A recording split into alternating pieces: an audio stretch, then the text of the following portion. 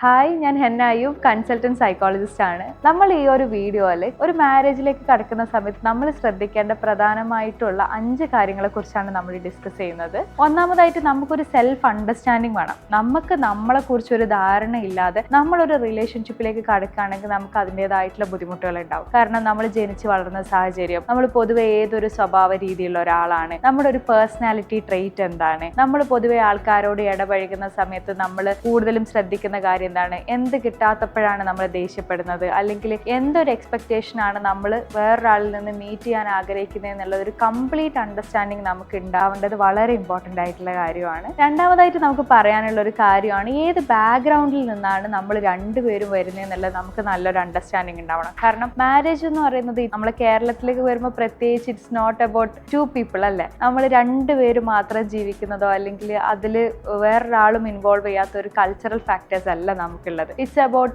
2 families coming together. നമ്മൾ അവിടെ പോവേണ്ടതായിട്ടും നിൽക്കേണ്ടതായിട്ടും തിരിച്ച് അവർ ഇങ്ങോട്ട് വരേണ്ടതായിട്ടും നിൽക്കേണ്ടതായിട്ടുള്ള ഒക്കെ സാഹചര്യമുണ്ട്. അപ്പം നമ്മൾ അവിടുത്തെ ഒരു കൾച്ചർ എന്താണ്, അവിടുത്തെ ഒരു ഫിനാൻഷ്യൽ സ്റ്റാറ്റസ് എങ്ങനെയാണ്, ആ വീട്ടിൽ പൊതുവേ ഉള്ള ജീവിത സാഹചര്യങ്ങൾ എനിക്ക് പൊരുത്തപ്പെടാൻ പറ്റുന്നതാണോ, അല്ലെങ്കിൽ അവിടുത്തെ ഒരു ലിവിങ് സ്റ്റാൻഡേർഡ്സിനോട് എനിക്ക് നിൽക്കാൻ പറ്റുന്നതാണോ എന്നുള്ളത് നമ്മൾ കംപ്ലീറ്റ്ലി മനസ്സിലാക്കിയതിന് ശേഷവും അതിൽ നമ്മൾ ഡിസിഷൻ എടുക്കേണ്ടതായിട്ടുള്ള ഒരു ഏരിയ തന്നെയാണ്. അപ്പം മൂന്നാമതായിട്ട് നമ്മൾ ശ്രദ്ധിക്കേണ്ട കാര്യമാണ് നമ്മളെ പാർട്ട്ണർ ഏതൊരു പ്രൊഫഷനിലാണ് ഇരിക്കുന്നത്. അത് ബിസിനസ്സുകാരാണോ, അല്ലെങ്കിൽ ഒരു 9 to 5 ജോലി ചെയ്യുന്നവരാണോ, അല്ലെങ്കിൽ എന്താ പറയുന്നത് ഫ്രീലാൻസ് ആയിട്ട് ചെയ്യുന്നവരാണോ. അപ്പൊ നമ്മളൊരു സ്ഥിരമായിട്ട് ഒരു 9 to 5 ജോലി ചെയ്യുന്ന ഒരാളാണെങ്കിൽ ചിലപ്പോൾ നമുക്കൊരു സ്കെഡ്യൂൾ ഇല്ലാത്ത ഏത് ടൈം വർക്കിംഗ് ആയിട്ടുള്ള ഒരാളെയൊക്കെ അഡ്ജസ്റ്റ് ചെയ്യാന്ന് പറയുന്നത് ചിലപ്പം ബുദ്ധിമുട്ടായിരിക്കും. അപ്പൊ പരസ്പരം രണ്ടുപേരും നല്ലൊരു കമ്മ്യൂണിക്കേഷൻ കല്യാണത്തിന് മുന്നേ തന്നെ നിങ്ങളുടെ ഒരു life style of the career, അല്ലെങ്കിൽ അവർ നിങ്ങളിലിരിക്കുന്ന പൊസിഷന്റെ ഒരു ലൈഫ് സ്റ്റൈൽ കൃത്യമായിട്ട് കമ്മ്യൂണിക്കേറ്റ് ചെയ്യുക എന്നുള്ളതും വളരെ ഇമ്പോർട്ടൻ്റ് ആയിട്ടുള്ള കാര്യമാണ്. നാലാമത്തെ കാര്യം എന്ന് പറഞ്ഞു കഴിഞ്ഞാൽ ഒരു റിലേഷൻഷിപ്പിൽ വളരെ ഇമ്പോർട്ടൻ്റ് ആയിട്ടുള്ള കാര്യം തന്നെയാണ് റെസ്പെക്ട് ചെയ്യുക എന്ന് പറയുന്നത്. പരസ്പരം റെസ്പെക്ട് ചെയ്യുക. പ്രത്യേകിച്ച് പുരുഷന്മാർക്ക് അവരെ കൃത്യമായിട്ട് റെസ്പെക്ട് ചെയ്തത് അവർക്ക് ഫീൽ ചെയ്യാത്ത കാലം അവർ സ്നേഹം കാണിക്കില്ല. ഇപ്പൊ നമുക്ക് കുറെ ക്ലയൻസ് വന്നിട്ട് പറയും